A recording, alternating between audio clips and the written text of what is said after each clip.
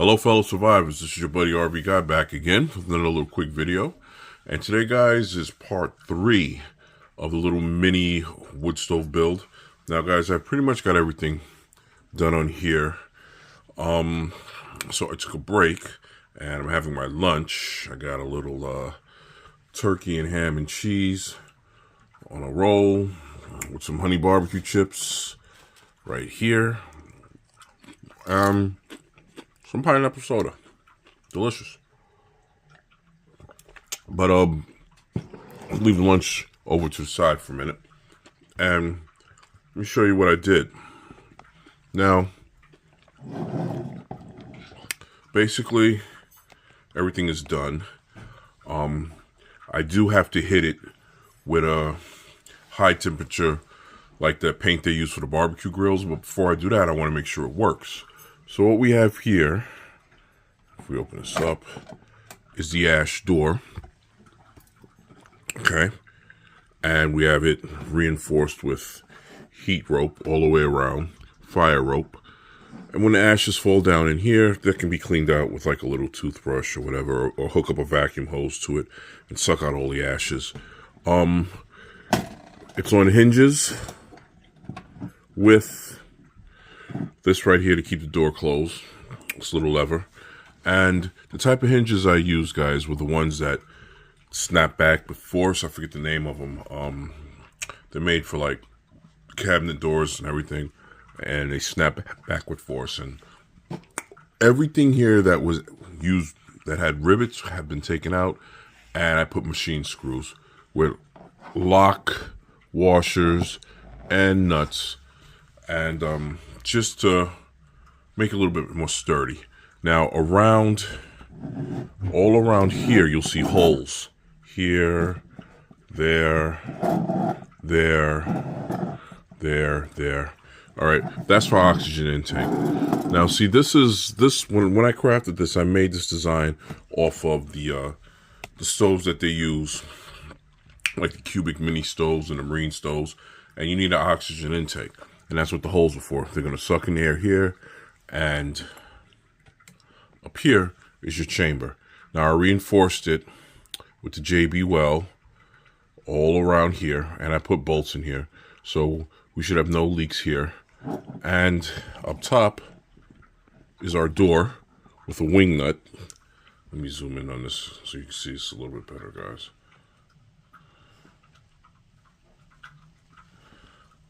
Okay, up top is a wing nut to help keep the door closed. Not that it'll open, but I did it for me just to feel a little bit safer. You take the wing nut off, and this is your fire door. Now, originally I wanted a glass fire door, but I couldn't find one curved, so I had to go with the sheet metal door. But the door pulls off. There's fire rope all around here, and here's your hole where you put your wood inside.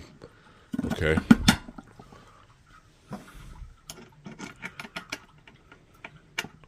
Wing nut back on. All right. Again, everything here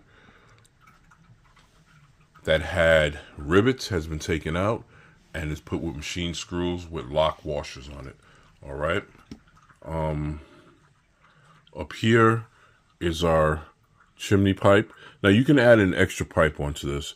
This is just the first pipe that I'm using. A chimney pipe with our flue dampener right here. Yeah, so this is pretty much done. So what I'm going to be doing is we're going to be doing a burn test today, guys. Now, what we're going to be using for the burn test are these. Okay, we're going to be using these little solid pieces of wood like this.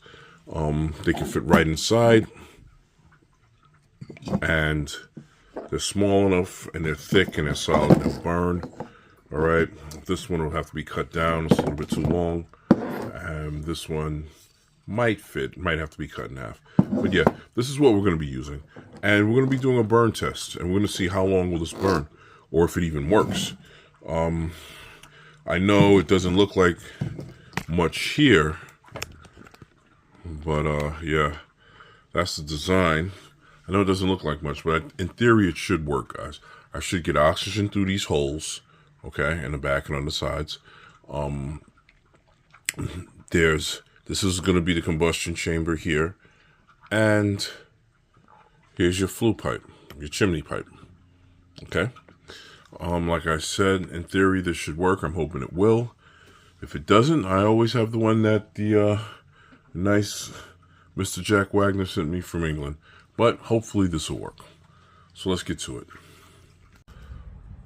Okay guys, we're back outside in our test area. We have our table here and we have our firewood here. I've cut some down, small blocks to fit inside. But first we're going to start with these twigs here, just to get it going. I did put some cardboard down inside the combustion chamber just to get it going, and I'm going to start by lighting this tissue. Now what we're going to do today is going to be a test to see how long this little mini furnace will burn, and to see if we can burn off all of this exterior paint, get everything hardened so it'll be ready for the spraying of the heat resistant paint. So let's get this going.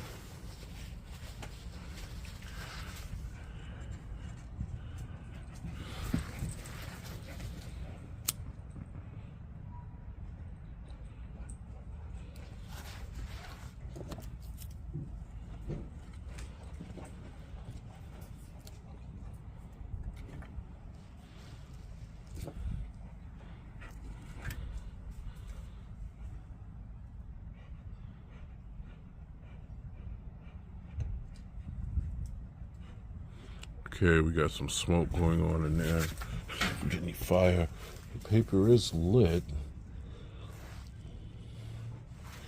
Okay, let's see. We can get started.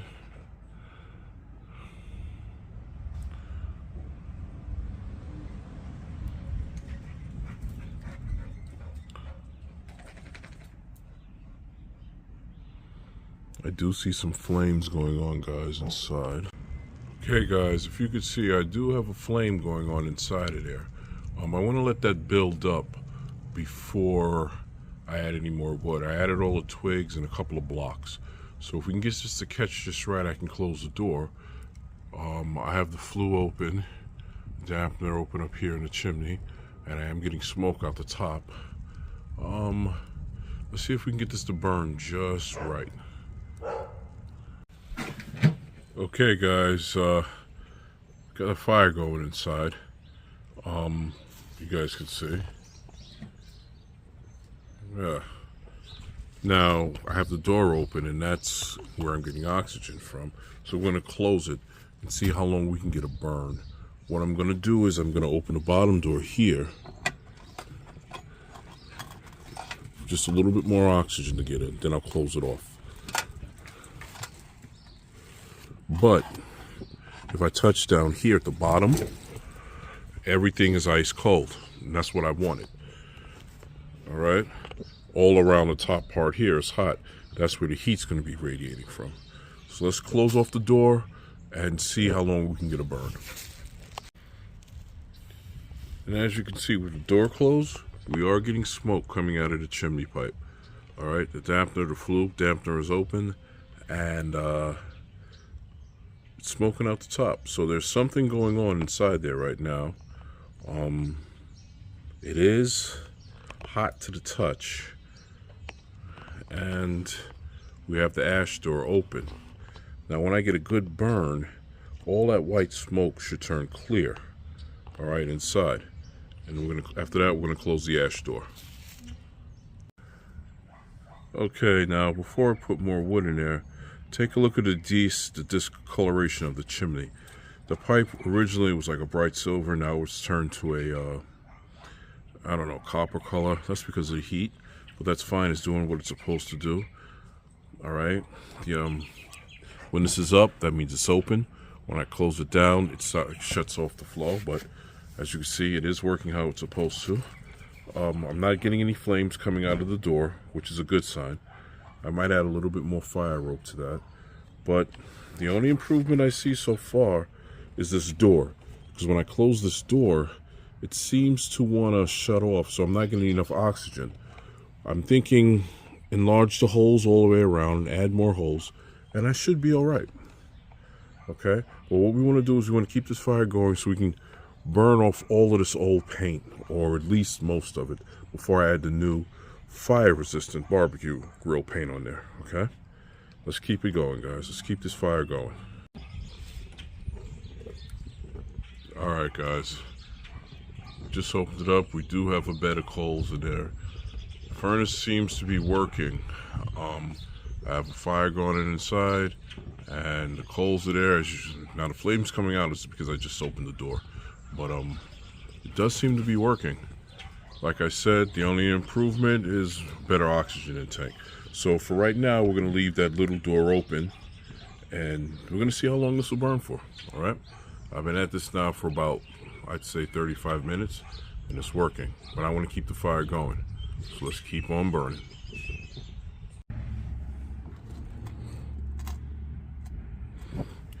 Okay, guys, it's been about an hour now, and I'm still getting a steady burn out of it. And if you look, see if I can zoom in for you guys. If you look at the top around here, you see this. Now, this isn't the metal. If I take this off, this is the old paint. It's all starting to come off, and that's what I wanted, because before I can hit this with that fire-resistant barbecue grill paint, this has got to come off. All the stuff's got to be burned off, so I got to give this a good burn, and this is going to take hours, guys. But all I have to do is keep feeding the fire, and I can get all this stuff off, at least the top, because you see what's happening is the lower half is not doing anything because heat rises, and all the heat is coming from the top half. But this thing is giving off heat. If you put your hands here, the heat is radiating from all around. The chimney's working how it's supposed to. And yeah, I think this is a good little stove. As you can see, you close the door, and it holds the coals in there. It holds the fire. It did work out. Like I said, the one improvement that I'm gonna have to do is, see, I have to leave this ash door open a little bit, and I didn't want to do that. So what I'm gonna have to do is put larger holes all around, or maybe more holes for more of an oxygen intake. And yeah, as you can see, now with the door open, the flames does come out. It rises a little bit faster. But yeah, I think this is gonna work out. But before I can add the paint, I gotta let it burn off. And that's gonna take hours, guys. This was just a test run to see if it would work, and it did. So this shows that these things you can make yourselves if you just take your time, do your research, learn how fire works. You can make your own little tent stove, or wood burning stove, or emergency stove. What can you use this for? Well, if you add more of a chimney onto it, say you're in one of these places where it's freezing cold and your power, you get an ice storm, your power, everything goes out, you can add more of a chimney to this, put an angle on it, stick it out your window, and you know, have your own little furnace on the inside to stay warm, emergency furnace, or maybe a tent furnace, something like that. But it does work, guys. As you can see, it does work. I am burning. I'm getting what I wanted it to do, and yeah, it does work. So I'm gonna burn this throughout the evening and just come and add more wood to it, so I can burn off all or majority of the paint, and then I can add a coat to it. I'm thinking about painting the whole thing red, fire engine red, or you know, make it look cool. But yeah, this is my attempt to make my own little wood burning stove, guys, and it worked out pretty good. So this, when I get it all done, painted up, fixed up nice, do the improvements, I'm thinking about putting 2 holes here. Well, I have 2 here already, but 2 on the other side. Then I can drive some metal stakes down into that and keep it level. If I use it for a tent, it can into the ground.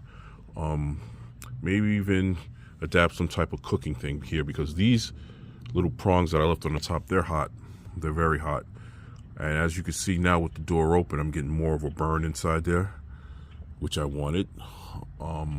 Yeah, so what I'm gonna have to do is either add some holes in the door here, I think, some little holes, and add some more holes here for more of oxygen intake.